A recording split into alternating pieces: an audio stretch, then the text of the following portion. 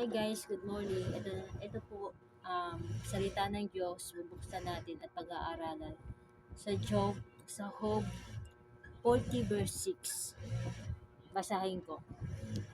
Buhat sa bagyo, sinagot ni Yahweh si Job. Tumayo ka ngayon at magpakalalaki. Tanong ko'y sagutin, ikaw ay magsabi. Ako pa ba ang nais mong palabasing masama?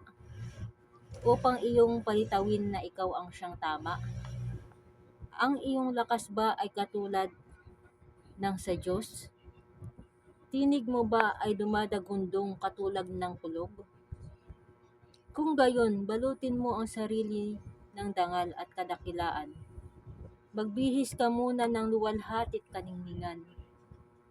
Ibuhos mo nga ang tindi ng iyong puot at ang palalo'y iyong ilugmok. Subukan mong pahiyain ang mga palalo at ang masamay tapakan sa kanilang puwesto. Ibaon mo silang lahat sa ilalim ng lupa. Sa daigdig ng mga patay sila'y itanikala.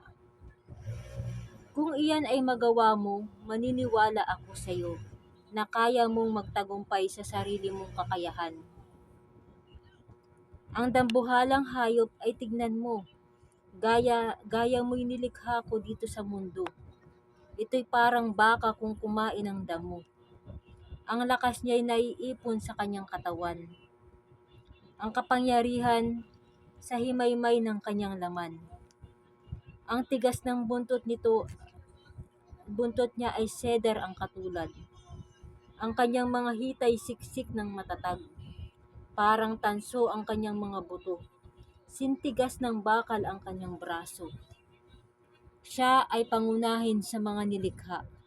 Ngunit magagapi ng sa kanya'y lumikha. Siya'y nanginginain doon sa mga bundok, doon sa tirahan ng kapwa niyang hayop. Siya'y doon lumalagi sa ilalim ng tinikan, nakatago sa gitna ng talahib sa putikan. Sanga ng mga puno ang kanyang tumatakip. Sa kanya'y paligid sa tabi nitong batis. Hindi siya natatakot lumakas man ng agos. Ang Hordan ay lumalim, mahinahon pa rin kung kumilos. Siya kaya'y mahuli sa pamamagitan ng bingwit? Makuha kaya siya sa ilong sa pamamagitan ng kawit? So ngayon, sabi ng Panginoon, kung ikaw ay magtagumpay sa sarili mong kakayahan, magtagumpay ka kaya sa sarili mong kakayanan? Job 40 verse 14. Kung iyan ay magawa mo, maniniwala ako sa iyo na kaya mong magtagumpay sa sarili mong kakayahan. Wala tayong magagawa sa harap ng Panginoon. Kahit anong pilit natin, kahit anong sabihin mo sa sarili mo na malaki ka, marami kang pera, wala po tayong magagawa sa harap ng Panginoon. Ang tanging magagawa lang po natin ay magsisi ng ating mga kasalanan. Magsisi sa ating mga pagkukulang.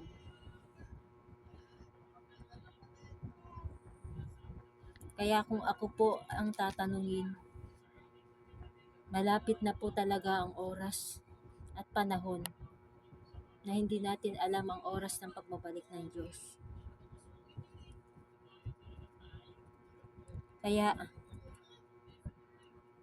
sabi nga sa Job 19 verse 25, ngunit alam kong di natutulog ang aking tagapagligtas na magtatanggol sa akin pagdating ng wakas. Job 19 verse 25. At sabi sa 26, pagkatapos na maubos itong aking buong balat, makikita ko ang Diyos kahit laman ay maagnas. Siya'y aking mamamasdan sa mukha, makikita. Siya'y makikilala nitong aking mga mata. Ang puso ko'y nananakbik na magmasdan ko siya. Sabi niya, Di natutulog ang aking tagapagligtas na magtatanggol sa akin pagdating ng wakas. Yun ang sinasabi ko na malapit na ang wakas, pero pag tayo ay manatiling tapat, magsisi, tumalikod sa ating kasalanan, siya ang magtatanggol sa atin pagdating ng wakas. Job 19 verse 25. So, manatili po tayong malakas sa presensya ng Panginoon at magsisi at patuloy na mag-worship kay Lord. Humingi ng tawad sa Panginoong Jesus habang may oras pa. Dahil sa lahat, papakinggan tayo ng Diyos. Hindi niya tayo iiwan at pababayaan man. To God be the glory.